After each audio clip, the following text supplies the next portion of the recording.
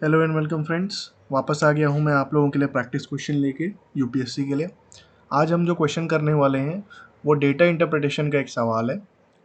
तो जो हमारी ड्रिल होगी वो ये होगी कि पहले आपको क्वेश्चन मैं दिखाऊंगा, फिर ये वाला जो टेबल है इसको फिर से दिखाऊंगा, आप पॉज करेंगे और फिर सॉल्व करने की कोशिश करेंगे। ठीक है, चलिए पहले ये टेबल को आप पढ़ के समझ लीजिए।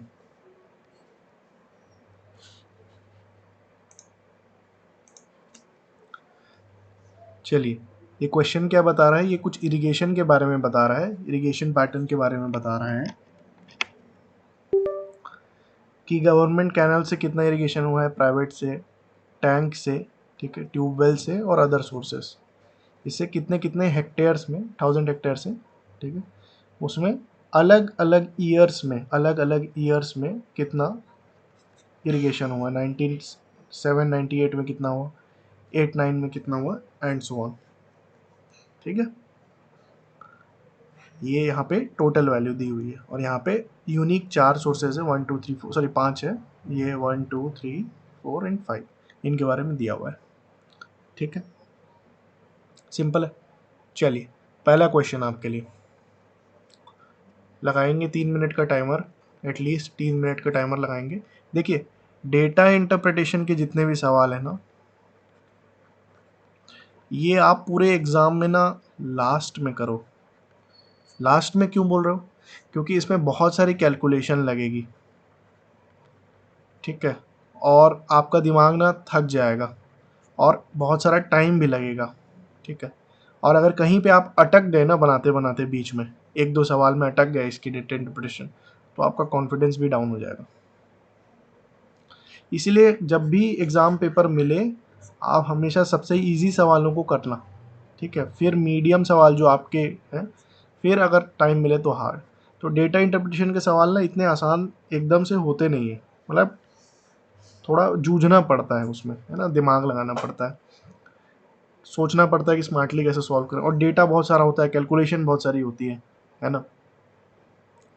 तो उसको लास्ट में करेंगे पहला तो। चलिए इसको स्टार्ट करें, 3 मिनट का टाइमर लगाइए।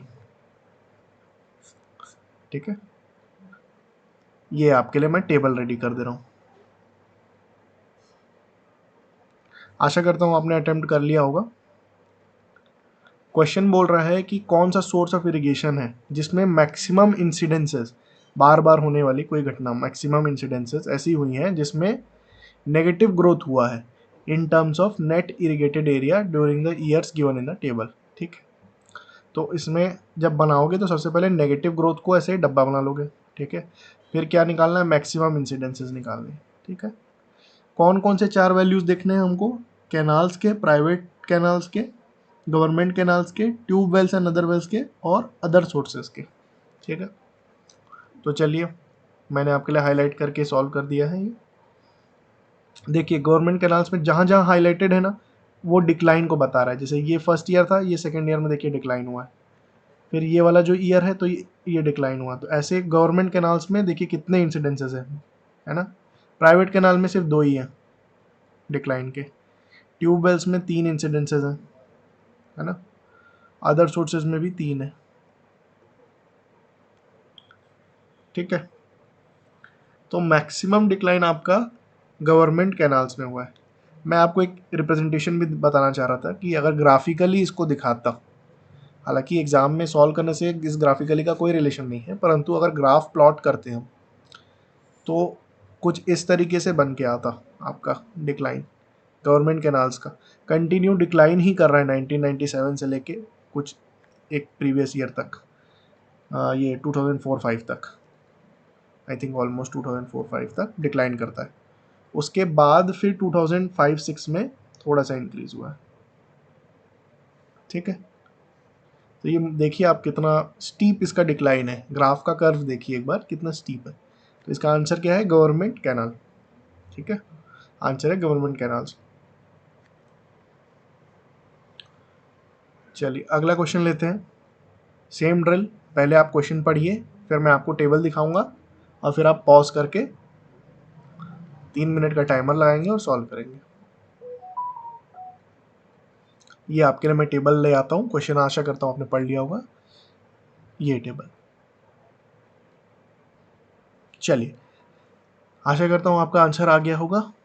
विच of the following sources of irrigation registered the largest percentage. पहले परसेंटेज को डब्बा बनाएंगे, फिर डिक्लाइन को डब्बा बनाएंगे, डिक्लाइन होना चाहिए, ठीक है, in the net area under the irrigation 1997 8 and 2005 and 6, ये ईयर्स को अंडरलाइन मारेंगे, ठीक है। ठीक है, सबसे ज़्यादा परसेंटेज डिक्लाइन इरिगेशन के नेट एरिया में कौन से इन सोर्सेज में से हुआ, इन चारों में से 1997 98 और 2005 6 के कंपैरिजन में, ठीक है। चलिए, तो हमारे पास ये वैल्यूज़ हैं, हमें कौन कौन सी वैल्यूज़ करनी है, गवर्नमेंट कैनाल्स की, प्राइवेट कैनाल्स की, टैंक्स की और अदर सोर्सेज की, ठीक है। देखिए, डिक्लाइन पूछा है हमको परसेंटेज टर्म्स में।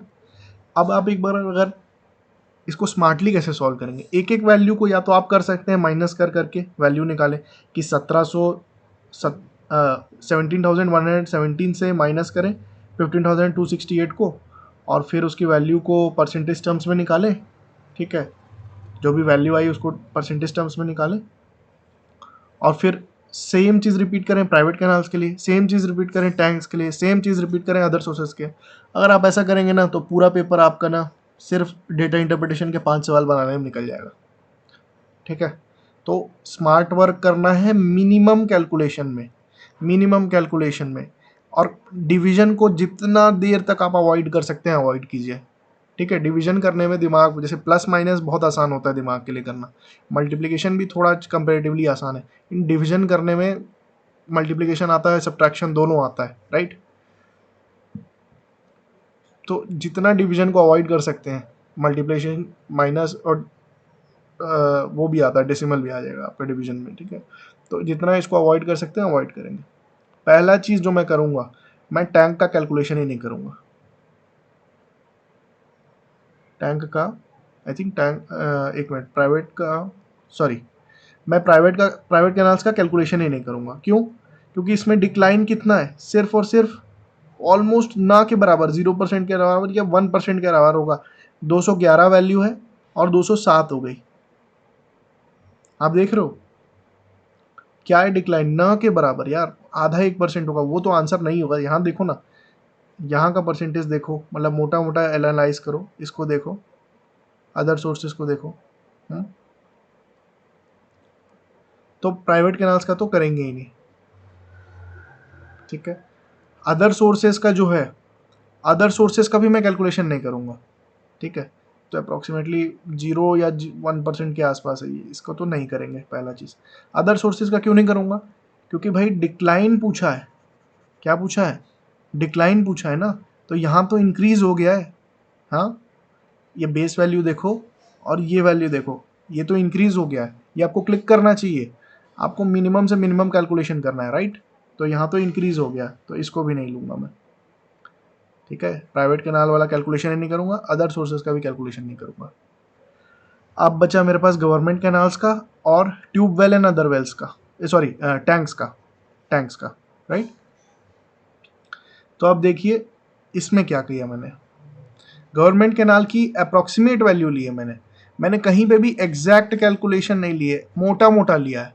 अगर आप यहाँ देखो, मोटा मोटा 2000 यूनिट्स का डिक्लाइन आ रहा है, ठीक है, मोटा मोटा 2000 यूनिट्स का डिक्लाइन हो रहा है, और यहाँ पे मोटा मोटा आपका 550 यूनिट्स का डिक्लाइन हो रहा है, राइट। तो मैंने वही लिखा है, देखिए गवर्नमेंट कैनाल के लिए मैंने वैल्यू लिखी है 2000 डिवाइडेड बाई, देखिए यहाँ पे बेस वैल्यू आएगी, बेस की ना, जो 1997 वाली 98 की वैल्यू है ना, ठीक है, क्योंकि उससे ही कंपेयर करना है बोला है क्वेश्चन में आपको 2005 एंड 6 की वैल्यू को, ठीक है। तो ऐसा लिख लेंगे, सेम टैंक के लिए लिखेंगे 550 का, और बेस वैल्यू जो थी उसको लिख लेंगे। अब देखिए, अब आपको लग रहा है कि अभी भी मैं डिवीजन करूँगा, तो आप गलत है, मैं अभी भी डिवीजन नहीं करूँगा। देखिए, मैं ये 100 को तो अब आगे लिखूंगा ही नहीं कंपेयर करने के लिए, मुझे ये पता करना है कि इन दोनों में से कौन सी बड़ी वैल्यू है, राइट। फर्स्ट वाली वैल्यू बड़ी है या सेकंड वाली वैल्यू बड़ी है, ये पता करना है, टैंक की वैल्यू या गवर्नमेंट कैनाल की वैल्यू, राइट। मतलब मेरे को ये वाले फ्रैक्शन को इससे कंपेयर करना है, है ना। अब ये 100 लिखने की ज़रूरत नहीं है, मतलब क्योंकि ये तो 100 कंपैरिजन में सेम फैक्टर से दोनों को इंक्रीज़ कर रहा है, तो 100 की भी ज़रूरत नहीं है। और इनको मैं अप्रॉक्सीमेट करके लिख लूँ तो कुछ इस तरीके से लिख सकता हूँ, 2000 डिवाइडेड बाई 17,000 और ये 550 डिवाइडेड बाई 2600, मोटा मोटा, ठीक है, अप्रॉक्सीमेट करके। अब देखिए मैं एक बहुत इंपॉर्टेंट ट्रिक आपको बता रहा हूँ, अगर आपको पता है तो बहुत अच्छी बात है। कोई भी फ्रैक्शन है, मान लीजिए a डिवाइडेड बाई बी ये पहला फ्रैक्शन है और c डिवाइडेड b ये दूसरा फ्रैक्शन है, ठीक है। तो दो फ्रैक्शंस को कभी भी आपको कंपेयर करना हो ना, तो उसका फॉर्मूला ये होता है कि a डिवाइडेड बाई बी है, c डिवाइडेड बाई d है।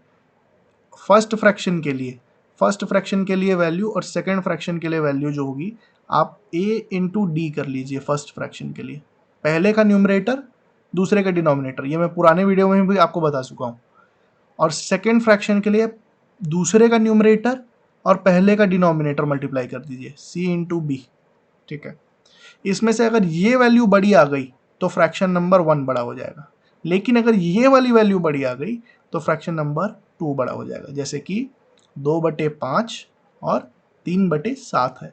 हमें एक तरीका तो है कि डिवाइड कर लें और पता कर लें डेसिमल में कि इसकी वैल्यू क्या है, 0.4 है, इसकी वैल्यू क्या है, वो करके डिवीजन करके 2 पॉइंट समथिंग। तो ये दूसरा तरीका क्या है, सिंपली कोई डिवीजन नहीं करना, इस न्यूमरेटर को इससे मल्टीप्लाई किया, ये फर्स्ट फ्रैक्शन के लिए वैल्यू, फर्स्ट फ्रैक्शन के लिए जिसका न्यूमरेटर उसी फ्रैक्शन की वैल्यू, ठीक है, तो ये 14 आया। फिर सेकेंड फ्रैक्शन की वैल्यू के लिए क्या किया, इसके न्यूमरेटर को इसके डिनोमिनेटर से मल्टीप्लाई कर दिया, 5 3 जा 15, अरे ये तो बड़ा आ गया, 5 to the 15। तो फ्रैक्शन नंबर 2 जो होगा ना, फ्रैक्शन नंबर 2 जो होगा वो बड़ा होगा, आप कैलकुलेट करके देख सकते हैं। कैलकुलेटर में दिखा देता हूँ, 2 डिवाइडेड बाई 5, अरे I am so sorry, 2 divided by 5, 0.4 आया, 3 डिवाइडेड बाई 7, 0.42, देखिए 0.4 था, ये 0.42 है, ये बड़ा वैल्यू है, ठीक है। तो मैं यही बताना चाह रहा था आपको कि ये ट्रिक आपको इतने कैलकुलेशन सेव कर लेगी, इतना टाइम सेव कर देगी आपका, आप इमेजिन भी नहीं कर सकते। अब इसी चीज़ को अप्लाई करते हैं, ठीक है। 2000 डिवाइडेड बाई 17,000 और 550 डिवाइडेड बाई 2500, जब मैंने मल्टीप्लाई किया तो ये वाली वैल्यू जो है वो बड़ी आएगी, ठीक है। मैं मल्टीप्लाई करके देख चुका हूँ, ये वैल्यू बड़ी आती है, ठीक है। एक चीज़, दो चीज़ें हमने की, एक तो हमने राउंड ऑफ कर लिया वैल्यूज़ को, और दूसरा फिर डिवीजन अवॉइड किया अपनी ट्रिक को यूज़ करके, ठीक है। चलिए, तो इसमें आंसर आएगा कि टैंक की वैल्यू जो है सबसे ज़्यादा बड़ी आई। तो टैंक में सबसे ज़्यादा क्या हुआ, परसेंटेज का डिक्लाइन आया। सबसे ज़्यादा परसेंटेज डिक्लाइन किस में आया, टैंक्स में आया, ठीक है।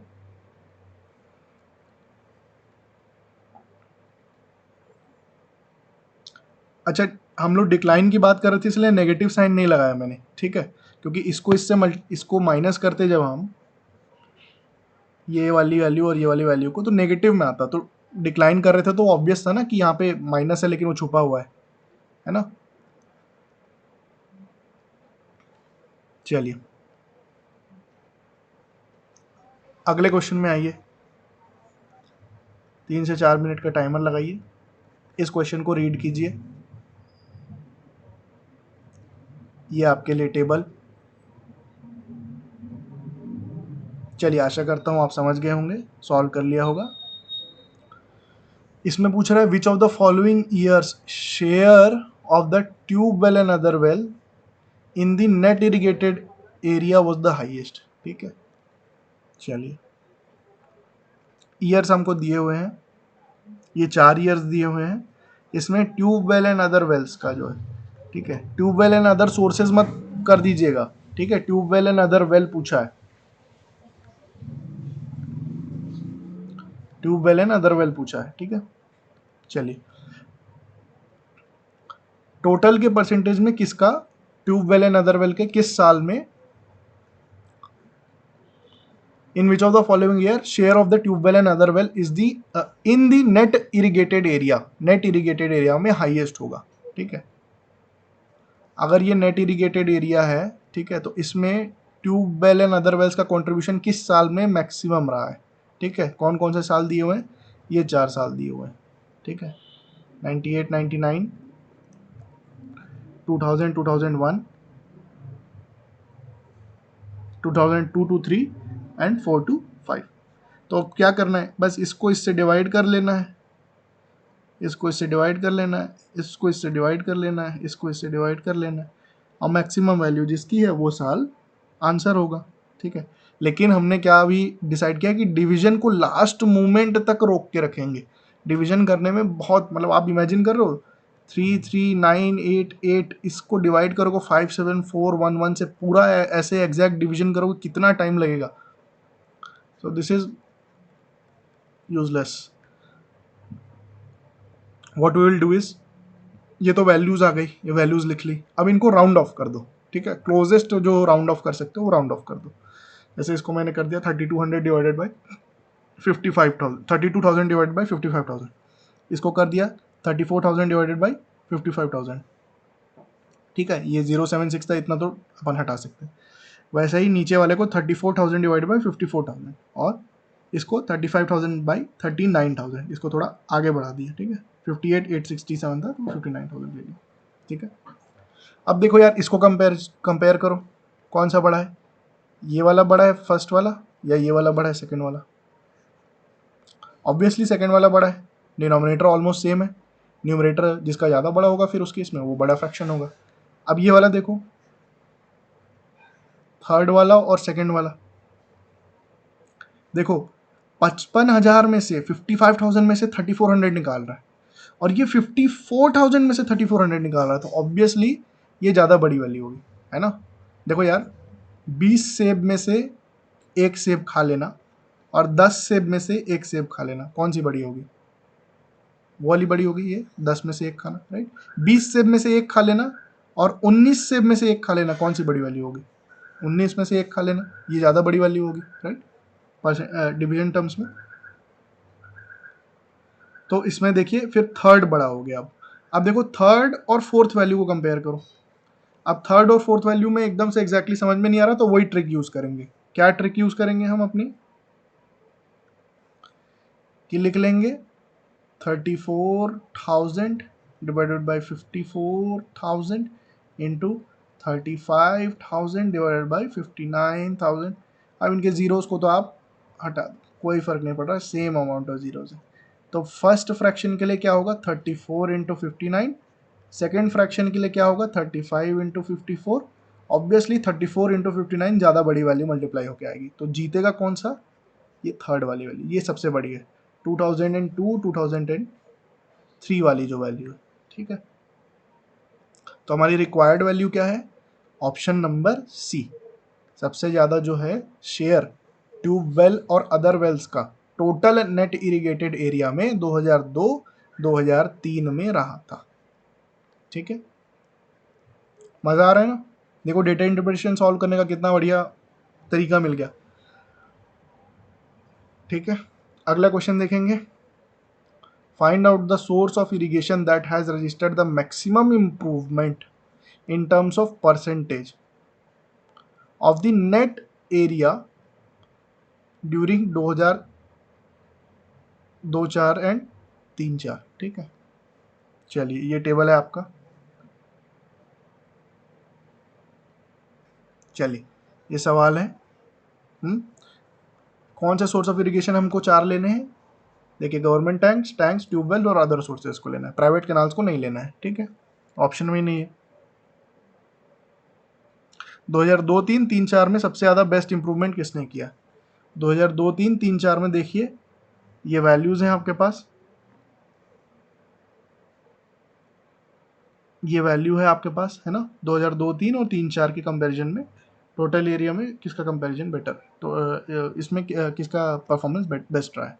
तो आगे बढ़ेंगे, सेम चीज़ क्या करना है, इस ईयर से इस ईयर को कंपेयर कर रहा है, दोनों को माइनस किए डिवाइडेड बाई बेस ईयर की वैल्यू, दोनों को माइनस किए डिवाइडेड बाई बेस ईयर की वैल्यू, दोनों को माइनस किए डिवाइडेड बाई बेस ईयर की वैल्यू, दोनों को माइनस किए डिवाइडेड बाई बेस ईयर की वैल्यू, ये होती है।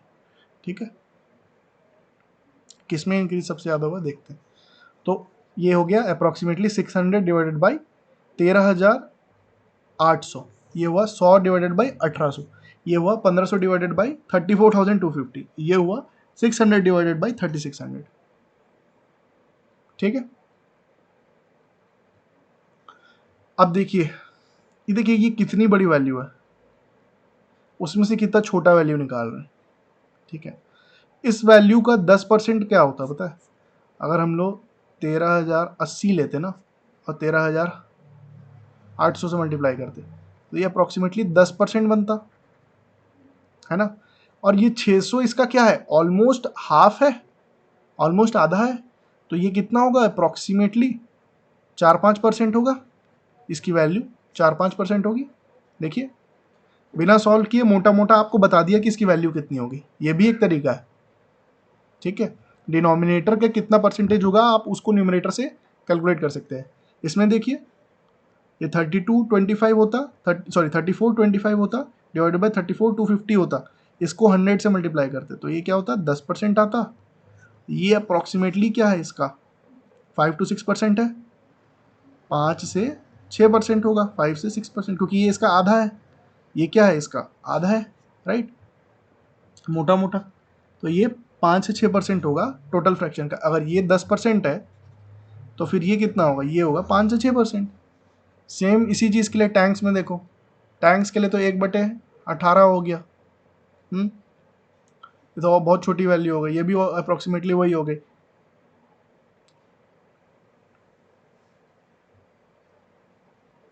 बहुत छोटी वैल्यू हो गई ये तो। ठीक है, इसको तो ये तो वैसे ही कम है, अपन को कोई देखना ही नहीं है। 1/20 होता तो क्या होता, 1/20 टाइप का, 0.1/2 टाइप का, 0.05 टाइप का कुछ आ रहा है ये वैल्यू, तो बहुत छोटी वैल्यू है अपने लिए। ठीक है, परसेंटेज टर्म्स में भी बहुत छोटी होगी, इसको ऑब्वियसली आउट है ये वैल्यू जो है। ये देखिए ये थोड़ी दमदार वैल्यू है, 3600 में से भैया 600 पार्ट ले लिया। ठीक है, 1/6 हो गया यार, ये 1/6, 1/6 कितना होगा ये अप्रॉक्सीमेटली 16% या 14-15% होगा, 16% के आसपास होगा। ठीक है, तो सबसे बड़ी वैल्यू क्या होगी अदर सोर्सेज की। और इसको अगर 10% वाले वैल्यू से भी देखते हैं आप तो देखो ये 10% से ज़्यादा होगा। 3600 का 10% कितना होता, 360 होता, 360 डिवाइडेड बाई 3600 इंटू 100 करते तो 10% आता। अब भैया 3600 का तो ये ऑलमोस्ट देखो 1.5 टाइम्स है ना, 1.5 टाइम्स है 600, राइट। तो अप्रॉक्सीमेटली क्या होगा ये 10% से तो ज़्यादा ही होगा, तो इन सब से तो ज़्यादा ही होगा, इन सब से तो ज़्यादा ही होगा, राइट, करेक्ट। तो अदर सोर्सेज इसलिए सही होगा। देखो हमने कैलकुलेशन को बिल्कुल मिनिमम रखा, राउंड ऑफ करके मिनिमम रख रहा होगा। आशा करता हूँ आपको मज़ा आ रहा होगा। इस ट्रिक को समझ पा रहे हैं, फ्रैक्शन को बिना सॉल्व किए आप समझ पा रहे हो, मोटा मोटा ये 4% है, 5%, 6% है। ठीक है, 10% निकाल लो डिनोमिनेटर का, उससे कंपेयर कर लो न्यूमरेटर को कि कितना बड़ा है कितना छोटा है, करेक्ट। तो इसका आंसर होगा अदर सोर्सेस। ठीक है, चलिए last question, in which of the following years net irrigation by tank increased to the highest rate. ये आपका टेबल है। ठीक है, इंक्रीज पूछा है। ठीक है, चलिए स्टार्ट करते हैं। देखिए ये 4 साल दिए हुए हैं, अब उनको इंक्रीज पूछा है तो बेस ईयर उनका प्रीवियस ईयर ही होगा। ठीक है, अगर 1998-99 में कितना इंक्रीज हुआ तो भाई किससे कंपेयर करूं, उसके प्रीवियस ईयर से ऑब्वियसली कंपैरिजन होगा।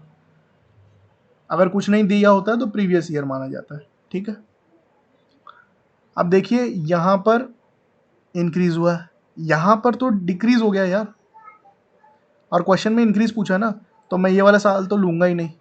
फिर यहाँ पे इंक्रीज हुआ और यहाँ पे भी इंक्रीज हुआ परसेंटेज टर्म्स में। चलिए कैलकुलेट करते हैं सेम। ठीक है, 2001 में तो डिक्लाइन हुआ है तो उसको लेना ही नहीं है। इंक्रीज कितने का हुआ अप्रॉक्सीमेटली 200/260, इसमें 100/100 और ये 300/1800। ठीक है, अब इसको आप सिंपली कंपेयर कर लीजिएगा। ठीक है,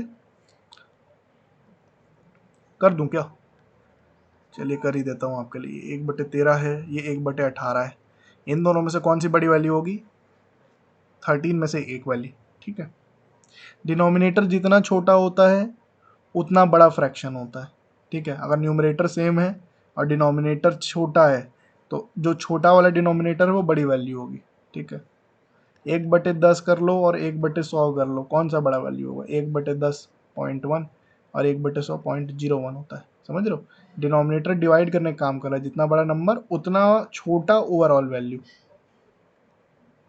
ठीक है। तो 1/13 1/18 ये छोटा हो गया, ये बड़ा हो गया। अब इन दोनों का कंपैरिजन होगा, 3/17 है ये, ठीक है, और ये 1/13। चलो, अच्छा मैंने किया ही आगे, चलिए देखिए 1/13 3/17, वही वाली ट्रिक। ट्रिक ट्रिक क्या है? A/B C/D, इसको इससे मल्टीप्लाई कर दो, पहले वाले की वैल्यू आ जाएगी। इसको इससे मल्टीप्लाई कर दो, दूसरे वाले की वैल्यू आ जाएगी। दूसरे वाले की वैल्यू क्या है इसमें? 13 × 3। पहले वाले की वैल्यू क्या है? 1 × 17। तो 17 क्या बड़ा है? नहीं है, छोटा है 39 से, ठीक है। तो दूसरा वाला फ्रैक्शन बड़ा है। दूसरा वाला फ्रैक्शन किसको बता रहा है? 2005-6। आंसर क्या आ गया आपका? 2005-6, ठीक है। चलिए, अगर आप अभी तक बने रहे और आपने सारे क्वेश्चंस को अटेम्प्ट किया तो यार मेरी तरफ से आपको एकदम hip hip hurray, high five एक मेरी तरफ से, ठीक है। पैट ऑन द बैक, बिल्कुल शाबाशी। क्योंकि डेटा इंटरप्रिटेशन के दिमाग बिल्कुल, क्वेश्चन जो है दिमाग को बिल्कुल दही बना देते हैं, ठीक है।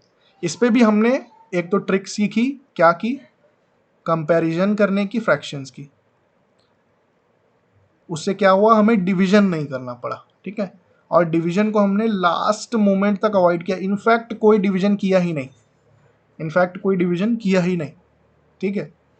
तो इस तरीके के सवाल डेटा इंटरप्रिटेशन के क्या क्या हमारे निकले, डेटा इंटरप्रिटेशन के कंक्लूजन क्या निकला, इसको भाई पेपर में ऑलमोस्ट आखिरी आखिरी में अटेम्प्ट करना है। शुरू में करेंगे दिमाग थक जाएगा, इजी सवाल पे नहीं चलेगा। शुरू में थोड़ा सा ना दिमाग जो रहता है ना, कभी भी एग्जाम में बैठोगे हल्का सा घबराया रहता है, तो इजी सवाल बनाओगे ना तो कॉन्फिडेंस बनता है, फिर मोमेंटम गेन होता है। तो फिर आप जब बनाते हो तो फिर क्वेश्चन बनते हैं, फिर हर क्वेश्चन जो बनता है वो आपके कॉन्फिडेंस को प्लस प्लस कर देता है, ठीक है। तो डेटा इंटरप्रिटेशन अच्छा ये है, क्वेश्चन है ये, हमने यूजीसी नेट के पेपर में आया हुआ था ये क्वेश्चन लास्ट ईयर के, वहाँ से ये डेटा इंटरप्रिटेशन का सवाल उठाया था, ठीक है। काफ़ी लेंदी सवाल था, काफ़ी बड़ा सवाल था, और जिन्होंने भी अटेम्प्ट किया, जिन्होंने भी इम्प्रूव किया, डेफिनेटली उनकी स्किल्स बेटर हुई है, ठीक है।